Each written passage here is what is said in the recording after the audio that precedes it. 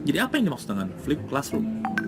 Berbicara tentang flip classroom, maka flip classroom itu adalah sebuah metode pembelajaran yang membalik.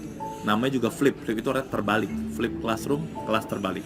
Nah, jadi ini metode yang membalik kelas tradisional di mana biasanya materi itu diberikan di kelas dan siswa mengerjakan tugas di rumah. Misalnya Bapak Ibu sekalian mengajar pemasaran, dijelaskan di sekolah. Kalau biasa kan habis ada PR ulangan. Nah, kalau flip classroom, materinya itu diberikan sebelum di kelas. Nanti di kelas akan diskusi. Jadi flip classroom itu materi diberikan berupa video pembelajaran, ditonton siswa di rumah atau dimanapun sebelum kelas. Dan ketika masuk di kelas itu, maka ada sesi belajar digunakan untuk diskusi kelompok dan mengerjakan tugas bersama-sama.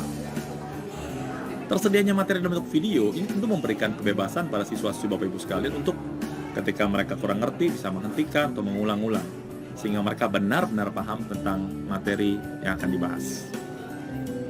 Flip classroom. Nah, jadi menariknya Ibu dan Bapak sekalian, flip classroom ini ternyata sangat cocok sekali untuk apa? Generasi Z. Udah pernah dengar tentang istilah generasi Z belum ya? Kalau belum, saya akan jelaskan. Jadi generasi Z itu adalah, atau generasi Alpha juga menyebutnya, merupakan generasi yang lahir antara tahun 95 sampai tahun 2010.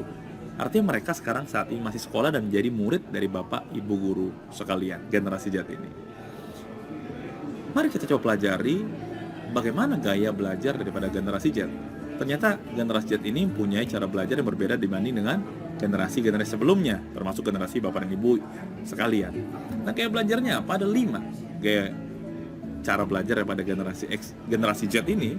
Yang pertama adalah generasi Z suka belajar yang visual, melihat dibandingkan auditori, apalagi membaca. Kalau zaman dulu masih banyak orang suka membaca, tapi generasi Z ini ternyata lebih suka bicara visual, belajar visual, bukan baca buku. Yang kedua, mereka ketika belajar sangat menyukai yang menggunakan teknologi. Makanya mereka pakai smartphone, ya pakai earphone, semua yang menggunakan teknologi high tech, ya, karena memang mereka lahir di generasi teknologi sudah sedemikian maju, tidak seperti generasi X, apalagi generasi baby boomer ya. Nah, generasi Z ini juga suka berinovasi. Jadi kalau pembelajaran itu saja berulang-ulang, mereka bosan, mereka butuh inovasi. Dan mereka ketika belajar harus butuh yang konkret, jangan diawang-awang.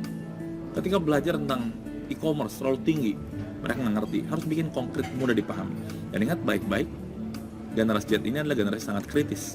Jadi Bapak Ibu guru harus siap kalau mereka banyak bertanya. Kenapa? Karena memang inilah cara belajar dari generasi Z. Mereka kadang bertanya yang mungkin kita bingung, kok nanya seperti ini, nggak kepikir sebelumnya.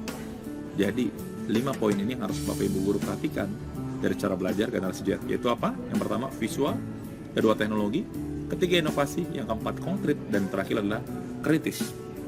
Nah, untuk itu, maka sekarang guru zaman now itu bukan sekedar menjadi guru. Nah, guru zaman now itu harus menjadi seorang apa? Fasilitator. Kenapa? Karena kalau kita ngambil jarak terlalu jauh, mereka tidak nyaman. Mereka lebih suka kalau gurunya itu berperan sebagai fasilitator dibandingkan sebagai seorang pengajar yang memberikan satu arah. Tapi mereka mengajak diskusi, terlibat langsung, dibutuhkan fasilitator. Jadi Bapak Ibu guru sekalian, hari ini, zaman ini, Bapak Ibu guru harus menjadi seorang fasilitator. Nah, fasilitator, guru fasilitator yang mampu membuat konten pembelajaran dengan media apa? Video. Ya, kenapa video? Kenapa harus video kita mengajarnya? Karena Bapak Ibu guru sekalian, video itu berbasis teknologi, visual, memudahkan dalam menyampaikan hal-hal yang konkret, dan ini kita dengan mudah bisa melakukan inovasi. Dan ini adalah menjawab kebutuhan cara belajar generasi Z.